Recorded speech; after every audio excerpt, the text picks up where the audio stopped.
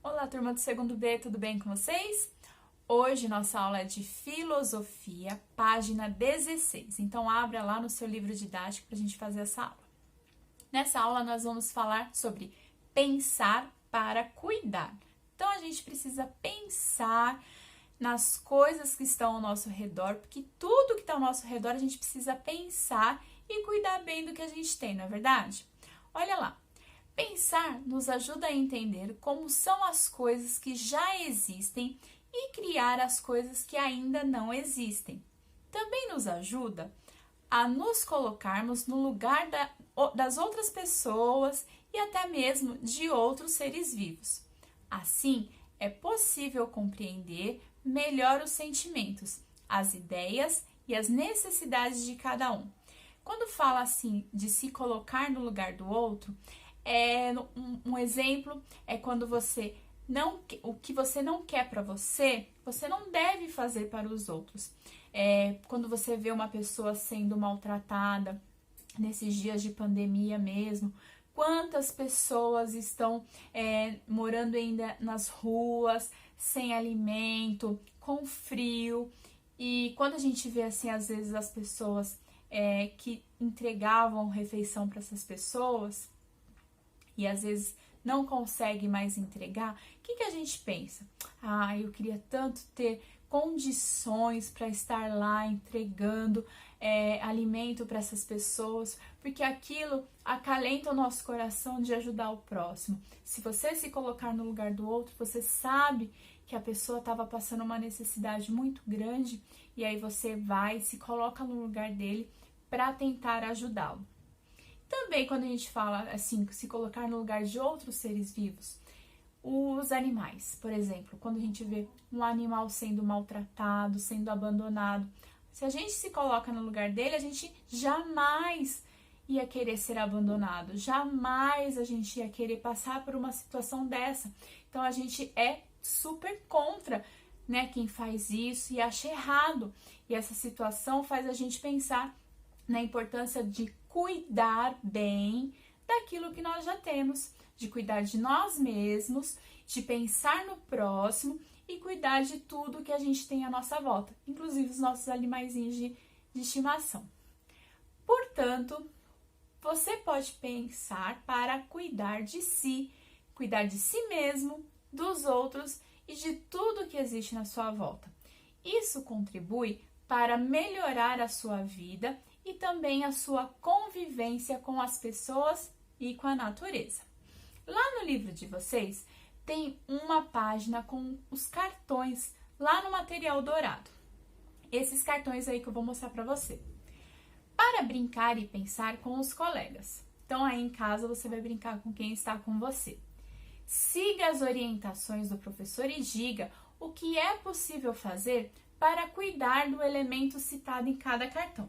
Então, por exemplo, aí tem um cartãozinho que está escrito assim, cuidar da saúde. Que palavra que vem primeiramente na sua cabeça que fala sobre cuidar de saúde? Eu penso em medicar, certo?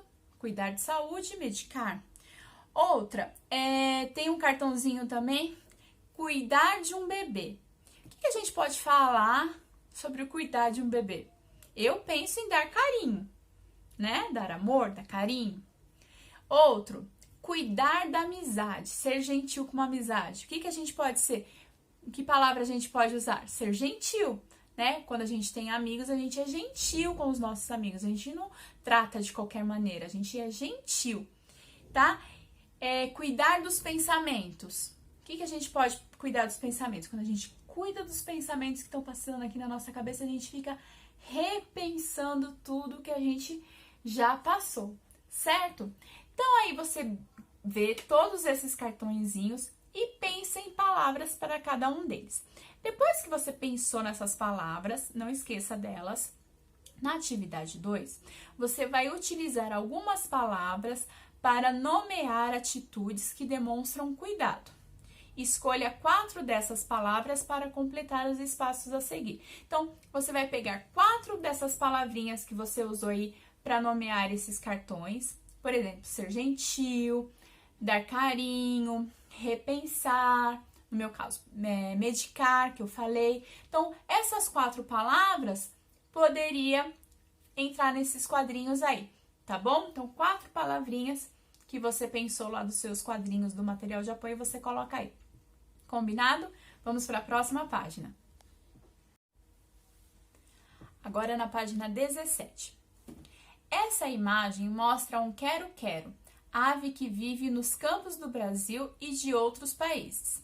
Ele é chamado assim porque seu canto parece dizer quero-quero. Há também uma lenda para explicar o motivo desse nome. Conta a lenda que um pássaro solitário repetia sem parar: quero! Entrava na conversa das outras aves e, antes de saber do que estavam falando, gritava sempre a mesma palavra: quero! Um dia, uma sábia coruja decidiu ajudar o pássaro. Disse a ele que para viver bem é necessário querer 2 vezes. O pássaro pediu a ela que explicasse o que isso significava e pela primeira vez prestou atenção no que uma ave estava dizendo. Então, a coruja disse que devemos querer o bem e a felicidade para nós, mas também devemos querer o bem e a felicidade para os outros. Desse dia em diante, o pássaro passou a cantar quero, quero e ficou conhecido por esse nome. Olha só que legal, né? Então, o pássaro que se intrometia em tudo, não esperava ninguém terminar de falar, ele gritava quero! E aí, de repente, uma ave, uma coruja sábia, veio ensinar para ele que era melhor ele gritar quero, quero! Porque ele queria, então, o bem, não somente para ele, mas também para os outros. Olha que legal. Então, olha só, aqui embaixo está falando assim: escreva o ensinamento que o pássaro quero, quero aprendeu nessa história. Seria como se fosse a moral da história do pássaro quero, quero. Qual é a moral da história do pássaro quero, quero? Então, registre aí, aqui nessas linhas, e na próxima aula a gente confere. Combinado? Um grande beijo no coração, fiquem com Deus. Tchau, tchau!